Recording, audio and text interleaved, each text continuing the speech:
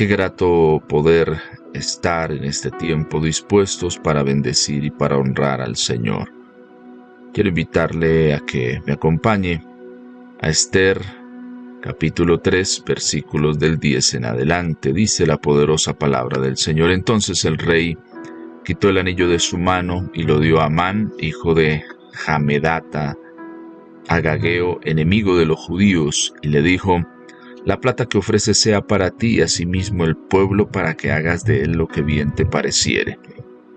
Entonces fueron llamados los escribanos del rey en el mes primero, al día 13 del mismo, y fue escrito conforme a todo lo que mandó Amán a los sátrapas del rey, a los capitanes que estaban sobre cada provincia, y a los príncipes de cada pueblo, a cada provincia según su escritura, a cada pueblo según su lengua. En nombre del rey Asuero fue escrito y sellado con el anillo del rey. Padre, pedimos que hoy nos ayudes de una forma preciosa, que hables a nuestras vidas y a nuestros corazones a través de tu preciosa y poderosa palabra, que podamos juntos entender, Señor, lo que tú tienes para nosotros. Gracias te damos en medio de este tiempo y pedimos, Señor, que tú estés en medio de este tiempo precioso, obrando de una forma sobrenatural, de una forma preciosa. Gracias damos a ti, Señor, porque tú estás ahí, en medio de este tiempo, en el nombre de Jesús. Amén y amén. La historia estamos reflexionando, es una historia preciosa que ahora nos trae varios y otros detalles que también es importante que podamos tener presentes y que nos ayudan a dilucidar elementos que están dentro de la narrativa bíblica y que también son de una bendición teológica para nosotros, porque nos enseñan sobre momentos muy puntuales y específicos que es importante que podamos entender. Hay un detalle que quiero que usted pueda mirar conmigo en medio de este tiempo, y es la forma como el relato desde un inicio empieza de forma puntual a denotar no solo el nombre, sino la función dentro del relato de Amán. De Amán da el texto detalles de su procedencia, de cuál es su nación, de dónde viene, cómo se llama su padre, su procedencia, pero da siempre la casualidad que el que escribe el texto coloca el siguiente detalle. Lean conmigo en el verso 10, dice: entonces el rey quitó el anillo de su mano y lo dio a Amán, hijo de Hamedata, agageo, enemigo de los judíos. Y así es que lo coloca el texto y lo presenta en varios momentos, directamente después de mencionar el nombre de su padre, después de mencionar su nacionalidad o la descendencia a la cual pertenece, menciona la función que está desarrollando en medio del relato. En esta oportunidad lo denota como enemigo de los judíos.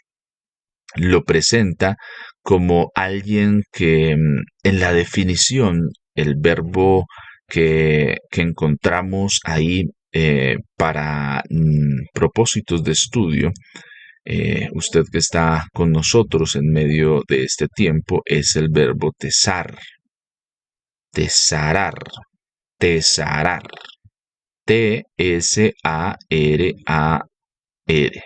tesarar, ¿sí? El verbo tesarar es un verbo que tiene una connotación interesante en medio de este desarrollo, y su definición, el verbo tesarar, significa adversario, acosar, oprimir, actuar como un enemigo activo. Quiero repetirlo para que usted lo tenga presente en sus notas. El verbo tesarar entonces tiene una connotación. Significa ser adversario, acosar, oprimir, actuar como enemigo activo. Esa es la connotación que tiene esto. Entonces, por eso, como Amán tiene esas definiciones, ya hemos conocido un poco el significado de Amán, que contrapone mucho a sus hechos, que es un significado de una persona de paz, una persona que tiene buenos pensamientos, pero en su accionar es contrario a esto. Entonces, la persona, cuando se escribe el texto, se le da esta connotación, se menciona el nombre, quién es su padre, cuál es su procedencia genealógica, porque recordemos que para los judíos la procedencia genealógica es importante. ¿Sí? Es importante en qué sentido, en que ellos buscan, y sobre todo los judíos, que son descendientes judíos, empiezan de la tribu de Judá, que hay dos reinos. Recordemos que el Israel como tal, las 12 tribus, llega un momento en el que se dividen después de que entra a gobernar el hijo de Salomón. Empieza a haber una ruptura de gobierno y entonces se quedan dos tribus al sur, la tribu de Judá y de Benjamín, y 10 tribus al norte. ¿Sí? 10 tribus al norte. Entonces, esas tribus que quedan al norte son tribus que conforman el reino del norte, y las dos de este lado son el reino del sur. Entonces, en el reino del sur, pues Judea, poco a poco van determinándose, porque vienen de la tribu de Judá, entonces se empieza a usar el gentilicio Judea y después judíos. Por eso se entiende como judíos. Hay una connotación que es dada a raíz de que son llevados de su tierra como esclavos, y es que buscan ellos preservar sus raíces, buscan ellos preservar el quién son, como una forma de mantenerse perseverantes en la promesa y en lo que Dios ha dictaminado que va a hacer sobre sus vidas y sobre sus corazones. Entonces, ellos tienen esa connotación también de estar como a la expectativa de que algo acontezca, y sobre todo con un interés muy puntual en que Dios, o más exactamente el Señor, va a cumplir su palabra sobre ellos, y ellos van a ser cuidados en medio del plan que el Señor tiene para con la nación judía. Entonces, en medio de ese desarrollo es que se nos denota varios intereses. Ellos, por eso, narran siempre, y la forma en la que se escribe siempre tiene esa connotación: el nombre de la persona, quién es su padre y cuál es su procedencia. Y en Esther hay un detalle interesante, que aparte de la procedencia se denota si está a favor o no del pueblo judío. En el caso de Amán tiene el nombre, el padre, ¿cómo se llama el padre de él? La procedencia, que es agageo, y la connotación, la carga de lo que él significa. Es un enemigo, ¿sí? Es un tesarar que se ha levantado para ser adversario, para acosar, para oprimir, para actuar, pero el actuar es de una forma activa. Siempre que hablamos de enemigos, tenemos diferentes clases de enemigos. Tenemos enemigos que son pasivos, pero también tenemos enemigos que son activos. Entonces, enemigos pasivos son los que esperan, los que están ahí. Sabemos que están ahí, pero muchas veces no se movilizan en contra de nosotros de forma puntual. Pero tenemos enemigos activos, que son aquellos que no simplemente reciben el título de enemigos, sino que están buscando de continuo hacer el mal. No sé si usted ha tenido enemigos pasivos o enemigos activos. ¿Sí? Activos son aquellos que de continuo buscan hacer el mal, buscan ir contra usted, buscan que usted sufra, y esa es una connotación de la forma en la que el texto habla de Amán y también nos llama una atención poderosa a todos y cada uno de nosotros. ¿Sí? ¿Por qué? Porque el rey está cometiendo un error de procedimiento real al no percatarse de que este hombre, Amán, que sí tiene buenas cualidades, pero tiene un pequeño tema, y es que lo ha confundido, y entonces el rey le está dando toda su autoridad a un enemigo, a una persona que está buscando más que el interés general del rey, el interés personal. ¿Sí? Entonces, Amán en el capítulo 3 tiene esa connotación, esa etiqueta de ser el enemigo, de ser el opresor de los judíos. ¿Sí?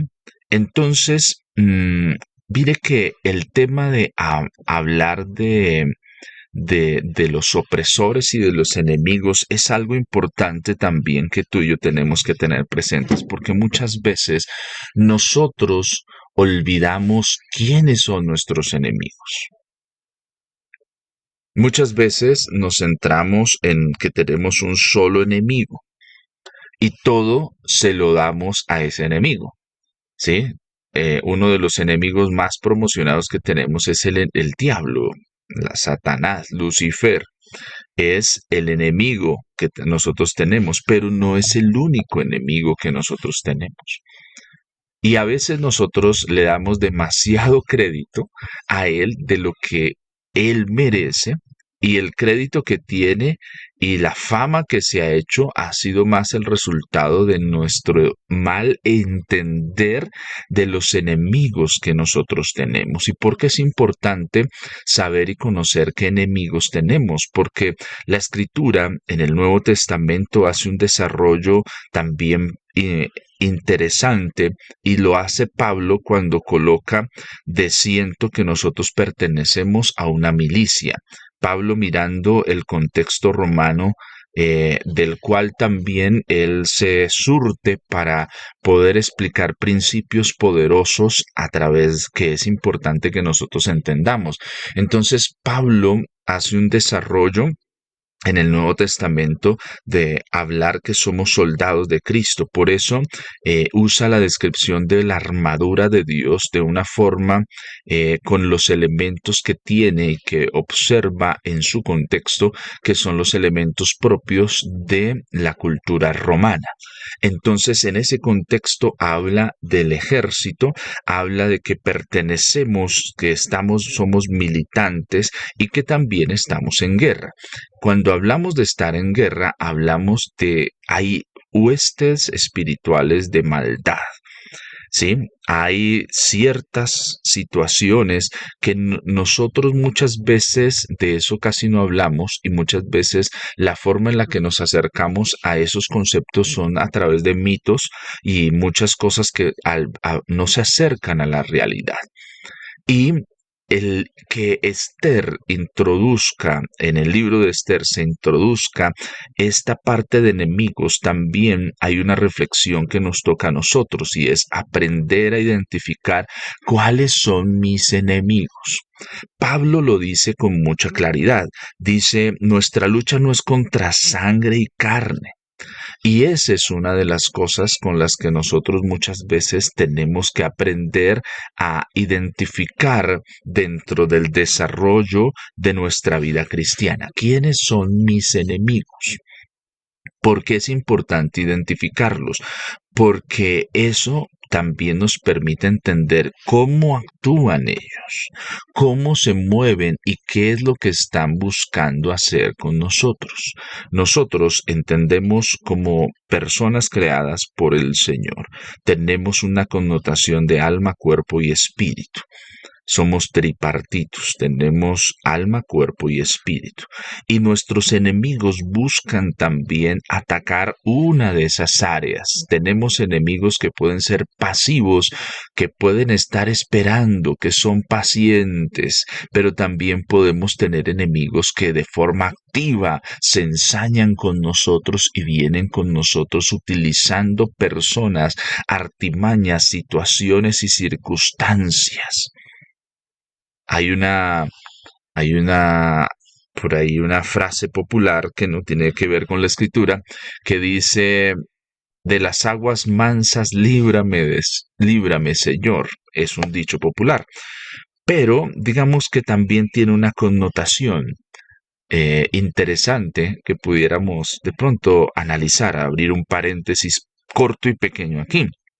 A veces hay cosas que son muy calmadas, ¿sí? No sé si usted ha visto esas aguas que parece que ni se movieran, pero por debajo, si tú te metes por debajo, la corriente va con tal fuerza que puedes terminar muerto.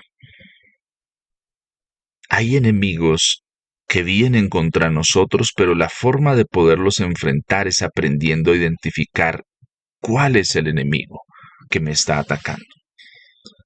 Entonces, hay un tesarar, y ese tesarar es el enemigo de el pueblo judío. Este enemigo es un enemigo hostil. Es un enemigo que está buscando exterminar no en un ideal, sino exterminar de forma puntual el propósito de Dios. ¿Sí? Y aquí es interesante encontrar varios detalles dentro de lo que pasa con la forma en que se desarrolla este título que se le da de tesarar a Amán. ¿Sí? Amán usa leyes para oprimir al pueblo de Israel, a los judíos. Usa las leyes, usa el aparato gubernamental de la época para empezar a traer opresión y oprimir al pueblo judío. Pero lo interesante es que en medio de esto podemos ver aún la soberanía de Dios, que a veces permite ciertas cosas en su soberanía para que nosotros despertemos a los propósitos que Él tiene.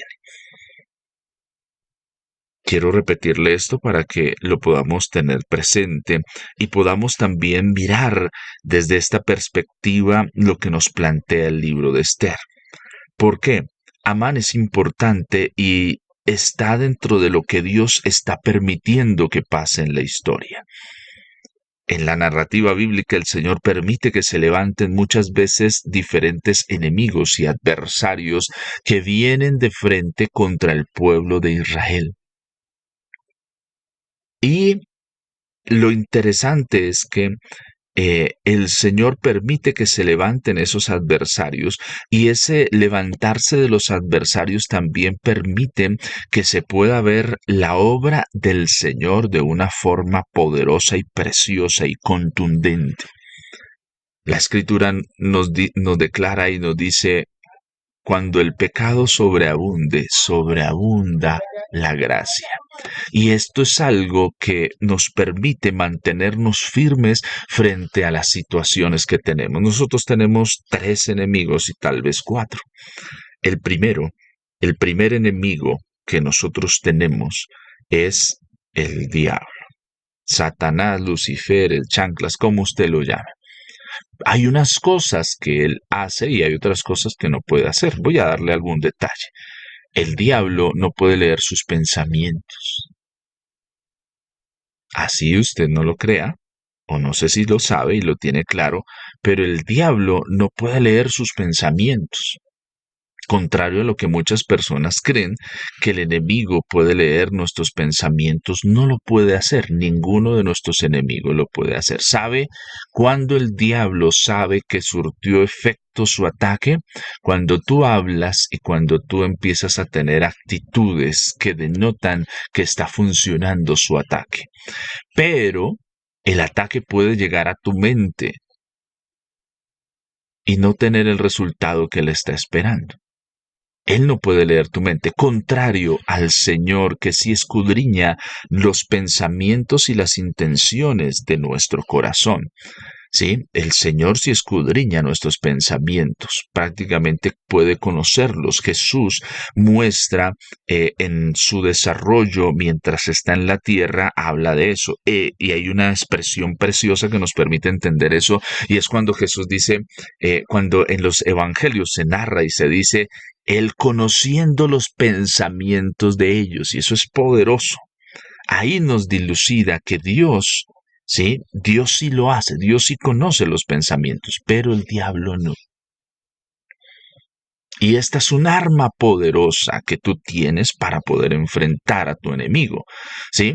Porque una cosa es enfrentar a un enemigo que te lee los pensamientos, que está leyendo y escudriñando lo que tú haces, a enfrentar a un enemigo que te envía ataques, pero que solo cuando tú lo dices, hablas, o cuando tú haces algo, él sabe si está o no dando resultados su ataque. Por eso aquí podemos entender cuando la misma escritura nos dice, fiel es Dios que nos dará también la salida. El Señor, siendo el Dios poderoso, contra este enemigo también te ha dado la salida. El enemigo, uno, es el diablo. Otro enemigo, el mundo, pero el mundo entendido no como lo que simplemente vemos, sino como esa influencia que viene a tu vida. ¿Sí? ¿Qué es la influencia del mundo? Hay una influencia muy marcada. No sé si alguna vez a usted le ha pasado que va a algún lugar y siente deseos compulsivos de comprar cosas que muchas veces usted no necesita. De pronto usted fue al centro comercial y terminó comprando muchas cosas que de pronto usted no necesitaba. O de pronto usted tenía un dinero que estaba ahorrando y entró al centro comercial y sintió como el deseo de comprar algo. Ay, pero yo nunca me doy un gustico, siempre vivo así alcanzado y voy, ay, ¿qué importa? Voy a hacerlo. Muchas veces, aunque sí está dentro de nuestra decisión, muchas veces ahí vemos la influencia del mundo. El mundo es el que nos influencia con la moda, con la música, nos influencia con ciertas prácticas, de ciertas maneras, la influencia que hoy existe para minar la corrección de los padres a los hijos, el comportamiento de las personas es influencia del mundo. Y es una influencia, ¿por qué? Porque se acerca de una forma muy sutil a tergiversar y cambiar los propósitos que nosotros podemos hacer. Y el otro enemigo que nosotros tenemos es la carne. No hablamos de nuestro cuerpo físico, sino de esa vieja naturaleza que nosotros teníamos, que estaba en nosotros, que nació con nosotros, que por el pecado fue corrompida. Pablo lo denota, dice, es que en mí hay una lucha porque mi carne anhela hacer lo que va contra la voluntad del Señor, pero mi espíritu desea buscar al Señor y tengo esa lucha constante. Y esa es la lucha que todos tenemos. Y es la lucha más tenaz. ¿Por qué? Los otros dos enemigos, el diablo y el mundo, pudiéramos decir que son externos. Pero internamente, constantemente, todos los días tengo la lucha con esa naturaleza caída que había en mí. Ese tesar. Ahora la pregunta es, pero mejor dicho, yo estoy lleno de enemigos por todo lado. Pero ahí es donde también el Señor muestra, al igual que mostró para los judíos a través de Esther y a través de Mardoqueo, la salida para este enemigo que se está levantando y que aparentemente tiene todo bajo control porque le han entregado a ese enemigo el poder y la autoridad. El rey ha dado a este enemigo el poder y la autoridad, pero ahí es donde también vemos que el Señor permite estas cosas, pero también nos dará la salida. Y esto es importante que tú y yo lo tengamos presente y que no lo olvidemos. Se pueden levantar muchos enemigos, pero el Señor siempre nos va a dar la salida. Tus tres enemigos no conocen, no escudriñan tus pensamientos. Por eso uno de los campos de batalla donde tenemos que enfrentar nuestros enemigos es en la mente, en nuestra mente. ¿Y cómo los enfrentamos? A través del conocimiento correcto de la palabra del Señor. Jesús, cuando es tentado, el diablo sabe la palabra, a medias, pero la sabe. intenta torcer el significado correcto. Usa un salmo precioso que dice: a sus ángeles mandará cerca de ti para que te guarden y tu pie no tropiece en piedra. Y lo usa para hacer que Jesús tenga una tendencia a suicida. Porque está en el pináculo del templo y le dice: preséntate, bótate, porque la Escritura dice: a sus ángeles mandará cerca de ti para que tu pie no tropiece en piedra. Y cualquiera podría decir: oiga, sí, ese texto nos está hablando de eso, de que podemos subirme al techo y botarme porque él mandará a sus ángeles cerca de mí. Jesús lo corrige: no, así eso no está escrito. Él responde al enemigo de una forma puntual y le dice: escrito está. ¿Por qué tiene la autoridad de enfrentar al enemigo? Porque conoce la palabra. Y aquí el primer llamado de atención para ti y para mí es: necesito conocer la palabra del Señor. ¿Por qué? Porque cuando no la conozco, mis enemigos toman ventaja. Cuando no conozco la palabra del Señor, cuando no dedico tiempo a memorizarla, pregúntese: ¿por qué se le dificulta memorizar la palabra de Dios y una canción no? ¿Por qué se le dificulta memorizar la palabra del Señor? Y a veces uno ve unas canciones que yo quedo asombrado, aún canciones cristianas, que son larguísimas. Y uno se la sabe y no se puede aprender uno un texto corto de 3 frases. ¿Por qué? Porque lo que tus enemigos menos quieren es que conozcas la palabra. Lo que más quieren es que conozcas interpretaciones o canciones que medio la mencionen. Por eso tu vida no puede ser fundamentada, ni mi vida, en canciones. Y no con esto estoy diciendo que no sean importantes, sí son necesarias, pero lo que más, mi mayor preocupación debe estar en conocer la palabra del Señor, en aprenderla, en tomarla. ¿Por qué los propósitos espirituales no tienen un sentido profundo en nuestra vida? Porque muchas veces no estamos siendo juiciosos en la memorización, en el tomar la palabra del Señor para nuestras vidas y para nuestros corazones. Y hoy quiero cerrar esta primera reflexión aquí. Tenemos enemigos. Tenemos tesarar o tesarares, tenemos enemigos, pero no los vamos a poder enfrentar ni salir victoriosos si no crecemos en el conocimiento puntual de la palabra del Señor.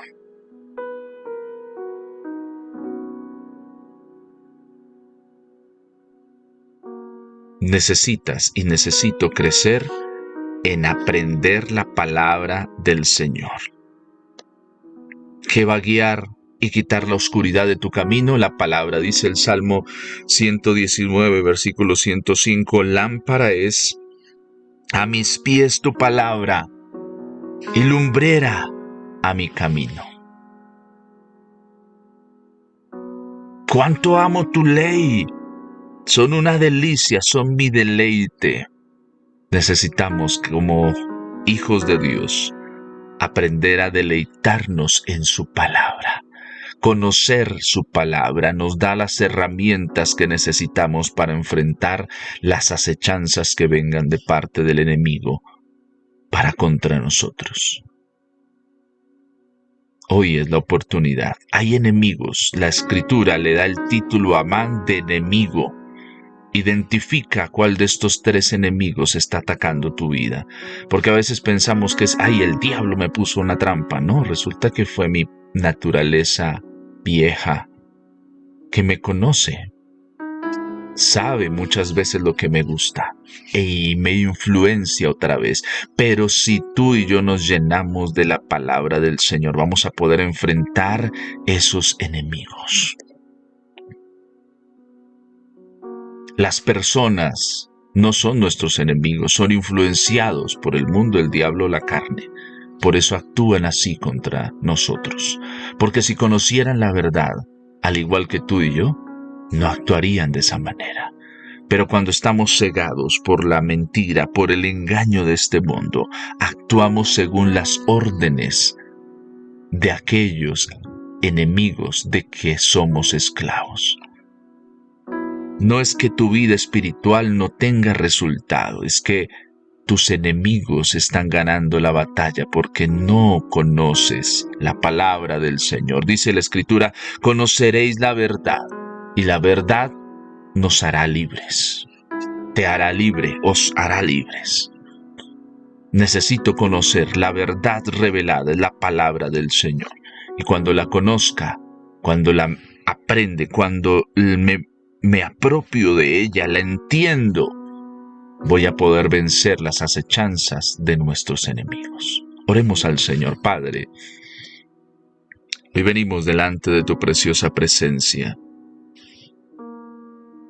Señor, el pueblo de Israel tuvo en Amán un enemigo visible, un enemigo influenciado por ansias de venganza. Porque después que se entera que Mardoqueo es judío, él quiere usar su poder para tomar venganza.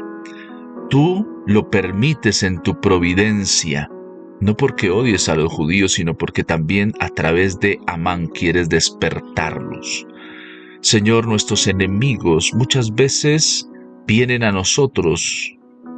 Sus acechanzas a veces tienen resultado, pero no porque no estés con nosotros, sino porque quieres despertarnos, Señor. Hoy necesitamos ser despertados. Despertados no para tener miedo y temor y angustia, sino para ir a tu preciosa presencia y decir, lléname, Señor, dame de tu gracia. Quiero, Señor, recibir lo que tú tienes para mi vida.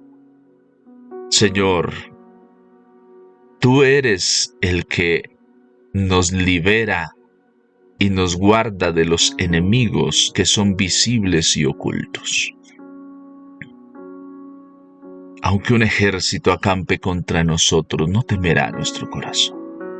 Aunque contra nosotros se levante guerras, declara el salmista, yo estaré confiado. Señor, voy a estar confiado en ti, en tu palabra y en tus promesas. Nunca has fallado, siempre las has cumplido. Y yo iré creyendo en que tú eres el que obra, bendice, tú eres el amado de nuestra vida y de nuestro corazón. Oro, Señor, para que quites el velo que esté cubriendo y nos esté impidiendo entender que muchas veces mis hijos, amigos, hermanos, tienen comportamientos que aparentemente van contra nosotros, pero es porque están tal vez siendo influenciados por el mundo, el diablo o la carne. Y es contra esos enemigos que tengo que enfrentar y ser fuerte con tu palabra en mí, porque no nos envías a la guerra desprovistos de herramientas, sino nos envías a la batalla provistos de lo que tú tienes para nosotros. Padre, gracias. Gracias te damos, porque tú obras en nuestras vidas y en nuestros corazones, nos fortaleces y nos bendices. Señor, gracias, porque eres tú el que obra en nosotros. En el nombre de Jesús, oro, Señor, para que protejas, guardes la vida, la integridad de cada hombre y de cada mujer que nos escucha, que tu preciosa mano esté con ellos, que tú les fortalezcas y les llenes con el favor, la gracia y la misericordia que tú tienes. Gracias por lo que has hecho y gracias, Señor, por lo que vas a hacer en el nombre de Jesús. Amén y amén.